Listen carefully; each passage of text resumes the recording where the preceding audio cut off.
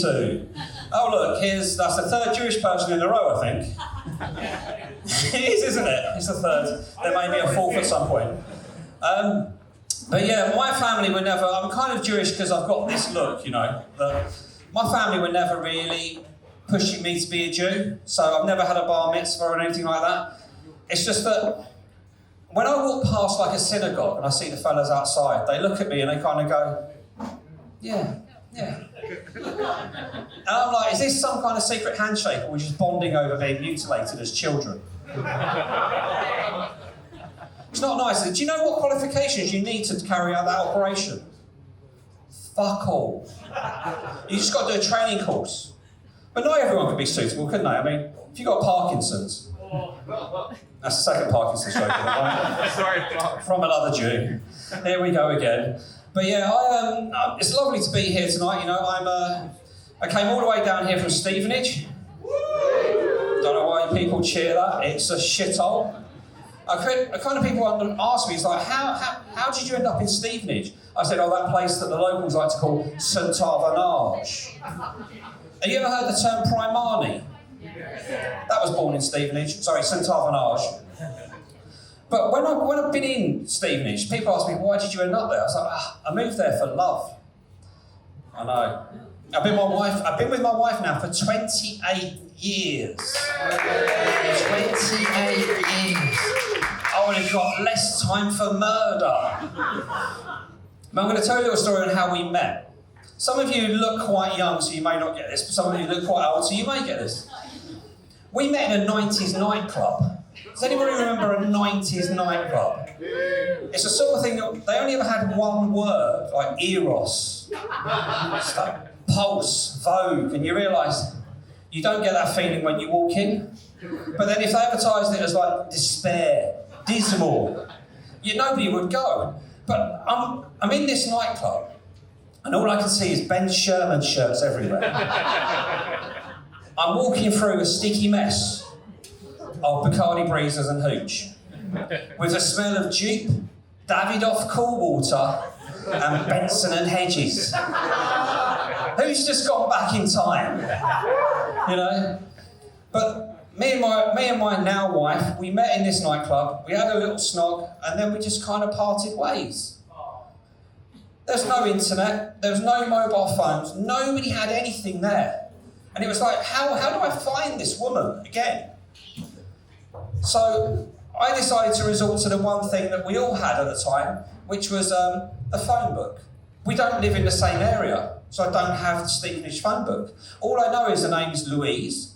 She's from Stevenage, and she works in a garden centre. So I resorted to directory inquiries.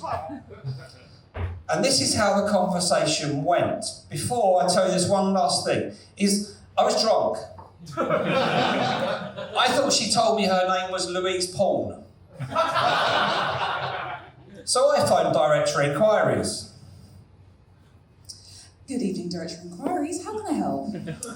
Hi, yeah. Can you give me the phone number for the households of Paul in Stevenage, please? How do you want to spell that?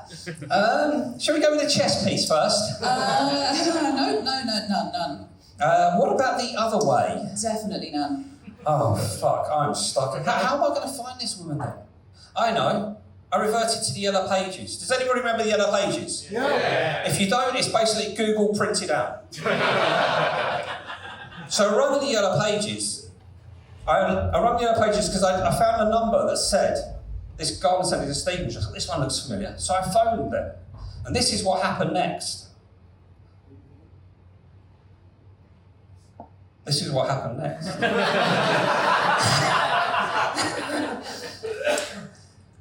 I don't know what my next line is. How do you know if Louise works there? What's that? Oh yeah, I start the conversations, don't I? You're the person that makes the phone call first. Hello, can I speak? Is there a Louise that works there, please? Yeah, which one? Oh, fuck. The skinny one or the chubby one? That's the question I don't want to answer. No man should be answering that question after meeting somebody once. 19. Stone? No, age. Ah, gotcha. She's not in today. Oh, for fuck's sake. You want to leave a message?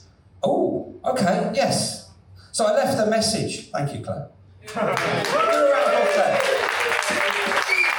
So I left that message. She phoned me back 2 days later. We met up, we dated ever since. We got married, we had 2 kids.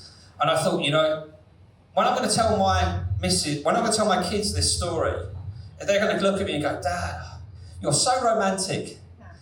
No, they called me a creep and a stalker. And then they followed up with, you told us not to engage with people that do these things.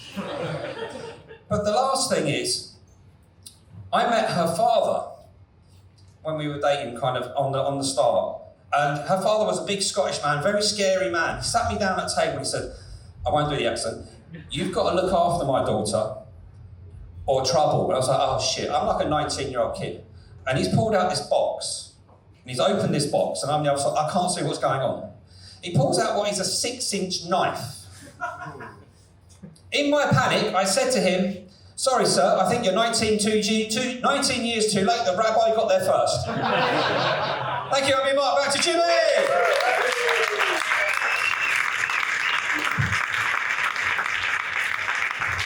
Mark Cox, ladies and gentlemen!